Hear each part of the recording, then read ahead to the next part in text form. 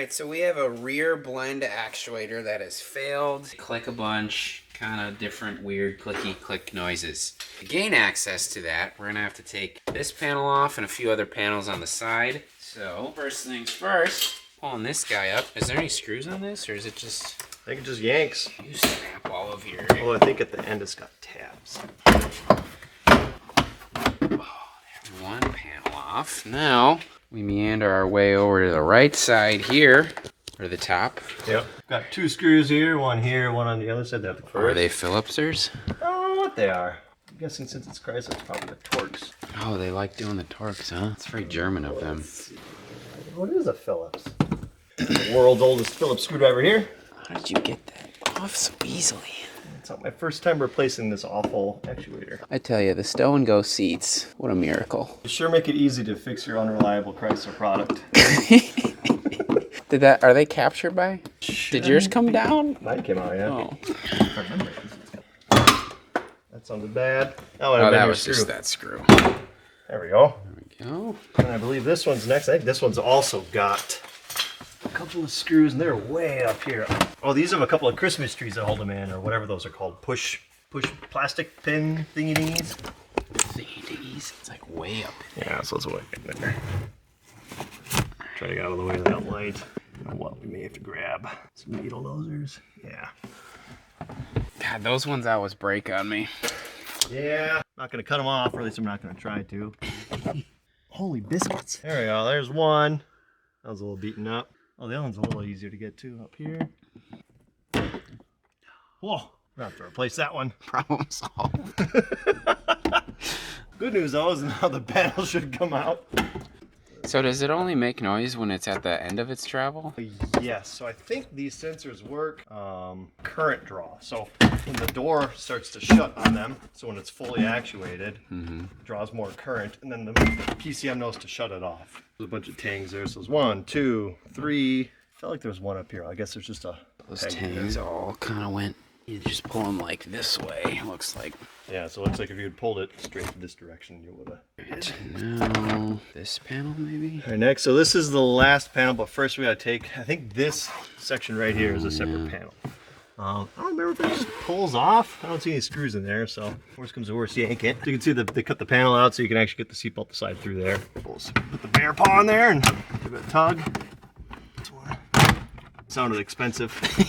Let's see, did we break anything? Wow. Oh, there's a bunch. 1, 2, 3, 4 clips here. And then these all, okay, so if you were to pull this off, you want to pull over here first and then push this forward. It'd be the easier way to do it. And there is a speaker there, 6x9. Huge. Chrysler appreciates the bass. All right, so the next part, we got 2 screws here. I think that's it for this panel. And then down here, we have to remove seatbelt number 1. That's for the 3rd row. And then way up here, 2, yeah, and they use different fasteners. And there is actually a 3rd screw back here that holds on this thing that nobody ever uses, the cargo attachment net. There we go. So I think this one's a T25. Pretty common Chrysler Torx size. I like the Torx bits. I do too, because you can use a wrench on them. So when they get good and rusty, you can actually get them out. That's a long one. That is big. It's like a wood screw. All right, I don't remember what size that is. 21. I think this front one's a T50, if I recall correctly. IRC. Hey, and yours isn't finger tight like his was. So give this guy a tickle. I can't remember if these are Loctite or they're not. Just for a split second every so often.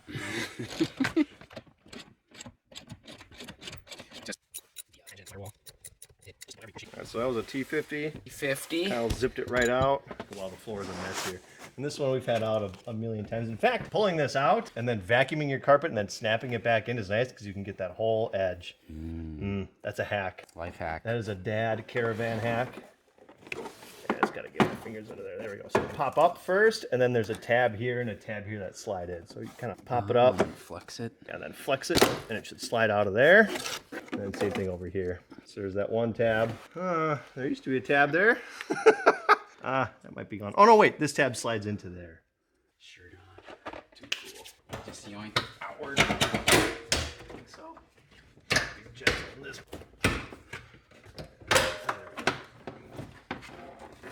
That went better than I thought it would have. This one wasn't in use. So. Yeah. Speed hack. Yep. There we go. What we're looking for is the actuator. So I think this is where the doors are. So you can see this changes from, this goes to the floor, and the one Kyle just removed goes up to the ceiling.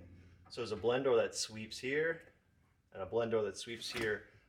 Oh, you did hear it. So they all sweep when you first start the car up. So Kyle's now going to turn the rear temperature to cold.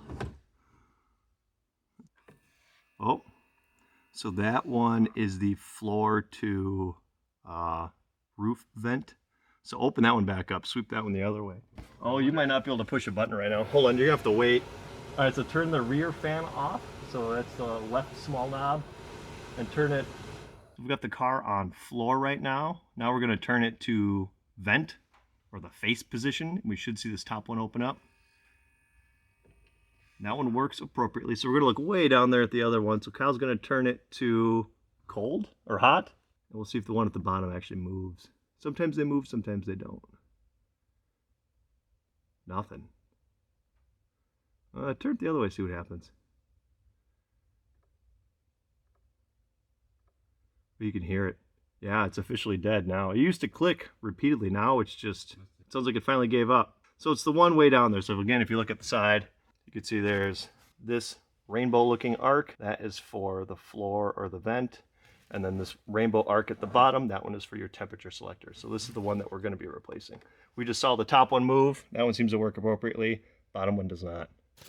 So it looks like there's one here.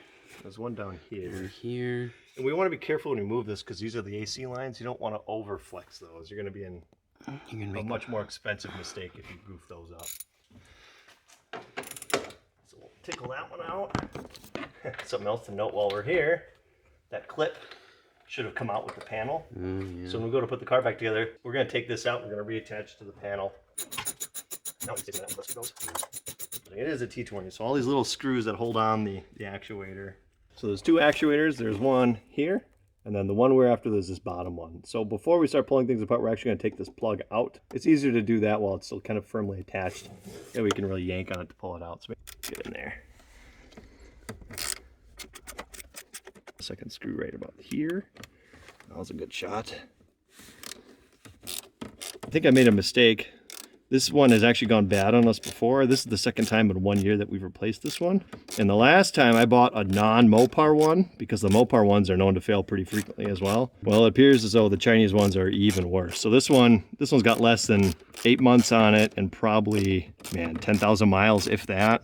So I would buy a Mopar one, even though they're 3 or 4 times the price of whatever brand this is. I think it's a Four Seasons. We'll pull this off, we'll look at the name brand on the side of it, and I'll say avoid that brand if possible. Or if you're a junkyarder, you can go to the junkyard and get these for $1 or $2 a piece, and then you get a whole bunch of Mopar ones one time. Just stock them for when they're gonna go bad. And learn how this comes apart on someone else's junk car. No, there's definitely not a screw right there. I can't believe. Oh, that was it. Huh, look at that. The actuator stayed with the, there should be a rod that comes out with it. This piece. There might be part of our problem. So this looks like it's in good shape. I wouldn't expect that part to fail. We're gonna pop this thing apart later on and do a post-mortem. Is that a Dorman? It's the exact same brand of whatever I bought, Four Seasons. I don't know what that symbol is. I don't have any idea. Victory. Yeah. Unvictorious. All right, so we'll slide it back in. Looks like there's supposed to be 3 screws in there. I'm not, oh no, one of those might be a centering pin. I think this one might just be a pin that locates it, and a screw here and a screw here. So when you're looking down on it in the car, it looks like this.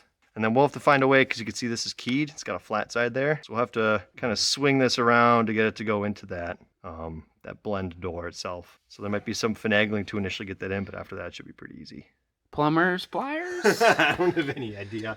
But if you're going to want to go around and look at your panel and see wherever there's a missing clip, you can tell there's one that kind of scraped its way off here. It's much easier to take them out of whatever position they were stuck in, put them in a pair of pliers, and then jam them back on here. So it's got these little tangs that grab onto the plastic, and they can be a little challenging to get back on there, but a pair of these pliers makes it pretty easy.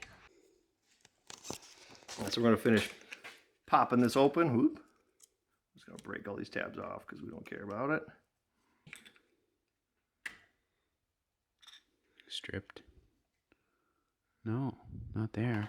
Let's see. That one looks fine, doesn't it? Or is there a tooth? I think that looks good. That looks It's hard to tell because I use white grease on white gears. Really blends in. All of those gears look fine, don't they? Yeah, I would agree with that. wonder if the motor burnt out? We know, still moving it, even. But it wouldn't click though, right? I would assume this gear would be the one that would have the. Let's go. See if we can degrease it a little bit there. Was there 45 so that it goes with this worm gear? Is that what the... Oh, you know what? If you look really closely, I don't know if the camera's going to pick it up because it's all white. These are all chewed up in the very center of them. Yeah, right here especially. I can get a Sharpie out and color it. Yeah, these teeth right here are just, they're not chewed up too bad. I mean, that should still function, but it doesn't, obviously. And you can see the teeth look good there. There's a little waving to them. You can run your finger along, you can really feel it. Here they're good again. Look, those are all nice and straight and square. And it comes back around here, and that's the worst spot. It's like it just sat there and that worm gear just ground on it. That's what we hear every time we turn the car on. 3 times. Bad, even if the teeth weren't stripped. I mean, there's very little engagement there. Is that the... Look, you can even spin this too. There's your problem. So this must just deflect out of the way off the gear. Oh man, you just gotta 3D print a new closure. That's terrible, yeah. Or if you could get a gear that's 20 thou bigger, that would do it. Yeah, that's a shame. Yeah, if you could, stick a wedge or something on this side of the motor, it would kind of push it over. That makes sense. Look at the engagement there. Maybe that's the fix. Get like what's it called, a feeler gauge set. Stick a 20 thou feeler gauge in there and just snip it off. Yeah. Oh, that's a bummer. This whole thing is scrap for that.